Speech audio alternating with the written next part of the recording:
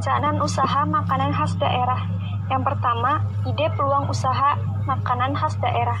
Dalam menciptakan peluang usaha pengolahan makanan khas daerah, banyak faktor yang mempengaruhinya.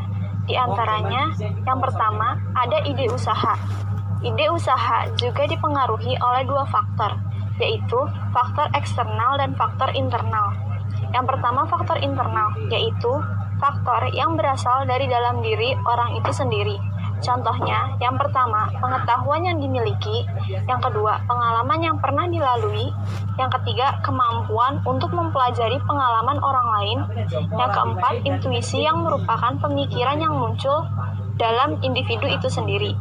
Selanjutnya, faktor eksternal, yaitu faktor atau hal-hal yang dihadapi seseorang dan merupakan objek untuk mendapatkan inspirasi bisnis. Contohnya, yang pertama, masalah yang dihadapi dan belum terpecahkan. Yang kedua, kesulitan yang dihadapi sehari-hari. Yang ketiga, kebutuhan yang belum terpenuhi, baik untuk dirinya maupun orang lain. Yang keempat, pemikiran yang besar untuk menciptakan sesuatu yang baru. Ide peluang usaha yang kedua yaitu resiko usaha. Resiko usaha yaitu kegagalan atau ketidakberhasilan dalam menangkap peluang usaha. Resiko usaha dapat ditimbulkan karena yang pertama permintaan, yang kedua perubahan konjungtur, yang ketiga persaingan, yang keempat akibat lain seperti bencana alam, perubahan aturan, dan lain-lain. Kita bisa mengurangi resiko usaha dengan cara yang pertama, adanya kesadaran dalam kemampuan mengelola usaha. Yang kedua, adanya keinginan kuat untuk berprestasi. Yang ketiga, adanya kemampuan merencanakan strategi. Dan yang keempat, adanya kreativitas dan inovatif.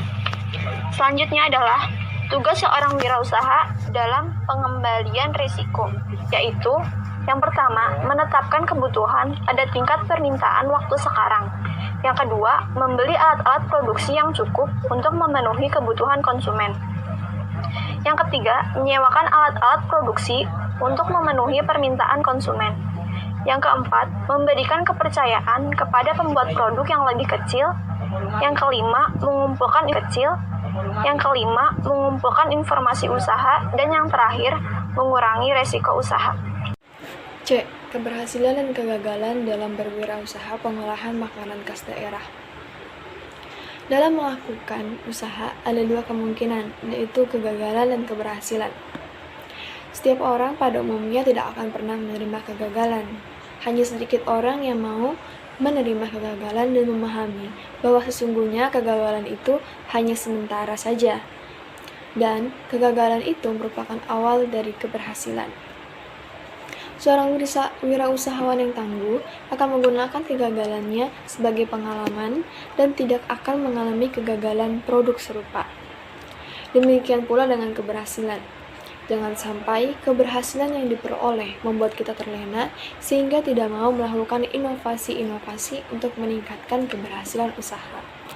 Keberhasilan seorang wirausaha dalam menjalankan usahanya dipengaruhi oleh berbagai hal sebagai berikut. 1. Keyakinan yang kuat dalam usaha. Kedua, sikap mental yang positif dalam berusaha. Ketiga, percaya diri dan keyakinan terhadap diri sendiri. Keempat, tingkah laku yang bertanggung jawab. Kelima, inovatif dan kreatif. Keenam, keunggulan dalam menjalankan usaha. Ketujuh, sasaran yang tepat dalam memulai usaha. Kedelapan, pengolahan waktu yang efektif dan efisien. 9, pengembangan diri. 10, selalu mengadakan evaluasi akhir atas usaha yang dijalankan. Adapun hal-hal yang dapat menyebabkan kegagalan usaha sebagai berikut. 1. Tidak ada tujuan tertentu dalam usaha. Kedua, kurang disiplin. Ketiga, kurang berambisi. Keempat, pendidikan tidak cukup. Kelima, selalu menunda. Keenam, kesehatan terganggu. Ketujuh, kurang tekun. Kedelapan, berkepribadian negatif. Kesembilan, tidak jujur. 10. Tidak dapat bekerja sama dengan orang lain. Selanjutnya, faktor non-teknis yang menentukan keberhasilan atau kegagalan suatu usaha makanan khas daerah. Di antaranya 1. Perencanaan. Perencanaan usaha makanan khas daerah harus dibuat dengan perencanaan yang sangat matang. Kedua, menetapkan tujuan. Tujuan pengolahan makanan khas daerah harus jelas. Apakah usaha makanan khas daerah yang dilakukan hanya untuk hobi atau untuk mendapatkan profit atau keuntungan? Ketiga, adaptasi. Tantangan dan persaingan dalam bisnis usaha makanan tidak ada habisnya. Oleh karena itu, diperlukan kemampuan untuk mengatasi tantangan-tantangan tersebut. 4. Inovasi. Inovasi merupakan faktor yang sangat bagi keberlanjutan usaha makanan khas daerah. Kelima, memasarkan. Memasarkan merupakan kunci keberhasilan atau keberhasilan suatu usaha, tidak terkecuali usaha makanan khas daerah. 6. Jangan mengeluh dan jangan menyerah merupakan kunci utama suatu usaha. D. Pemetaan peluang usaha. Salah satu caranya adalah analisa SWOT.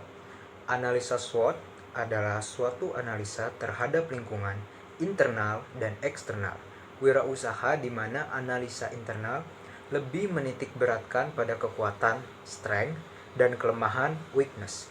Sedangkan analisa eksternal untuk menggali dan mengidentifikasi semua gejala peluang, opportunity, dan ancaman, threat. Contoh analisa SWOT pada makanan khas daerah adalah rendang.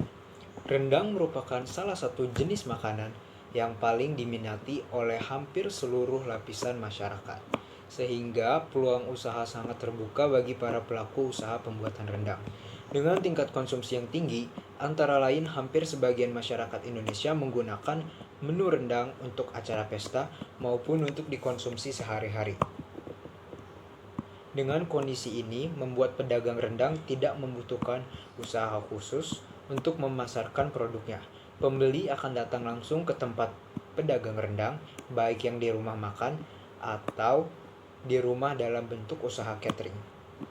Analisa SWOT didahului oleh proses identifikasi faktor eksternal dan internal. Untuk menentukan strategi yang terbaik, dilakukan pembobotan terhadap tiap unsur SWOT berdasarkan tingkat kepentingan. Analisis SWOT dilakukan dengan mewawancarai pedagang rendang dengan menggunakan kuesioner.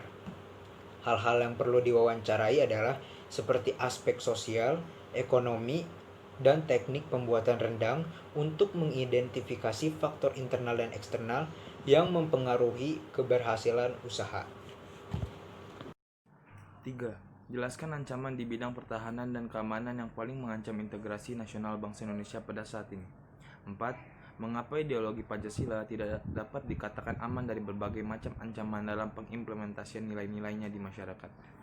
5. Dalam hidupmu, selama ini tentu telah menghadapi persoalan yang memerlukan kewaspadaan agar dirimu dan orang lain selaras.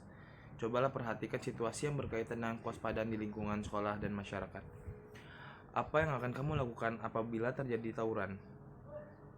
Kemukakan pula perasaanmu sebagai seorang warga negara ketika menghadapi tawuran yang terjadi di sekolah atau kampungmu. Bab 6. Memperkukuh persatuan dan kesatuan bangsa dalam negara kesatuan Republik Indonesia.